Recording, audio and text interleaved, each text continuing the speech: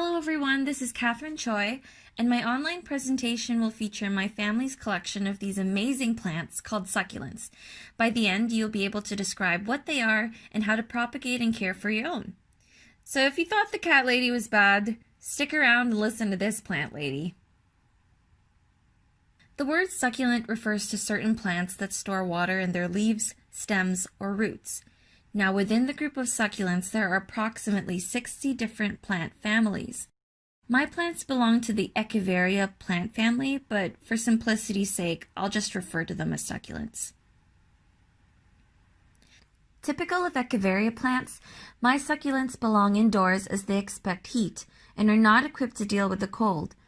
They are considered one of the most popular succulents and great additions to gardens and homes because they are low maintenance and come in a variety of colors. They're also recognized for their round, plump leaves.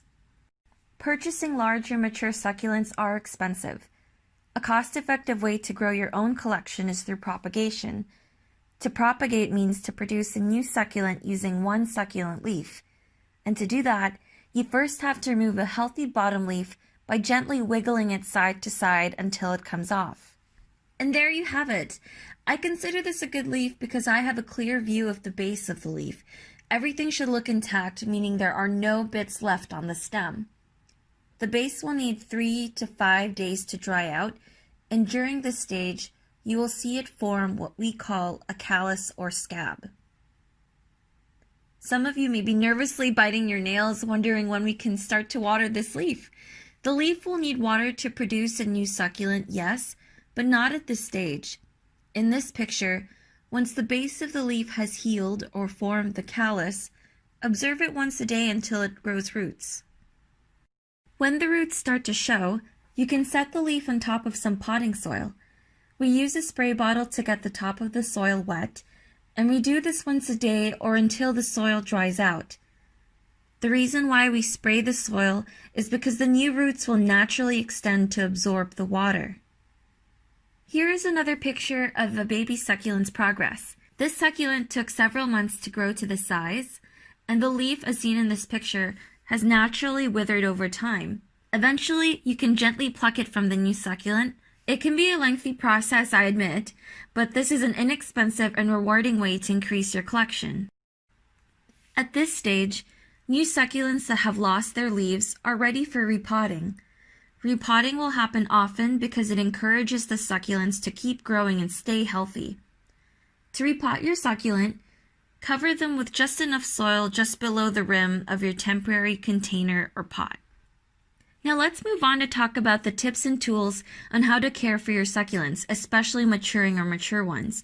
Some plant experts will suggest that you use an array of tools to care for your succulents, but the tools that work for my family include a pot with drainage holes, yes, a kitchen baster, and a paintbrush. The bottom of your pot needs to have holes, otherwise your succulents will suffer from overwatering. But you can also prevent that by using generic potting soil as seen in this picture. Experts recommend that we use potting soil because it's porous and doesn't retain water like regular soil. Okay. The following reason validates the need to use potting soil rather than that free outside regular soil. So if you decide to use the latter, you risk introducing your plant and your home to unwelcomed insect infestations. You can easily purchase potting soil at the Home Depot or Canadian Tire. Succulents like more water than most people think.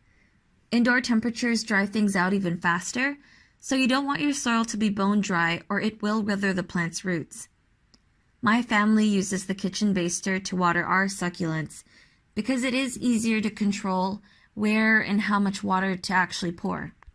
We usually point our watering tool towards the base of the succulent or the part of the stem closest to the soil. That's because the roots will absorb the water and not the leaves. So we recommend pouring on the water until it drains out of the bottom of your pot. And we recommend doing this a couple of times. I guess it's kind of contradictory when we say that succulents are lower maintenance but they need a lot of water. Well, that's because they don't need water until the soil has actually dried out. But if you can't remember the last time you watered your succulent, a simple test that we like to do is feel the soil to actually check whether or not it's dry. You can keep your succulents clean and beautiful by occasionally dusting them off with a paintbrush. Short story, I'm particularly biased towards this succulent because I rescued it from a dollar store. It was very weak and the leaves were barely hanging on because it lacked water and sunlight, but it recovered really well under our care. I haven't talked about sunlight up until this point, but succulents love sunlight, and most of the Echeveria plant family do. Our family's succulents need at least half a day to a full day of sunlight, but in extremely hot areas, some afternoon shade is recommended because the leaves could actually get singed. My family and I live in British Columbia, Canada, and it's usually in the fall season when we start to see our succulents demonstrating this lengthening behavior. So succulents should not look like this picture, but ours currently do, and it's a sign that it's searching for more sunlight. So if that happens to your plants, just find a sunnier spot. Here is another housekeeping tip. It is natural for the leaves, especially the bottom ones, to wither and die.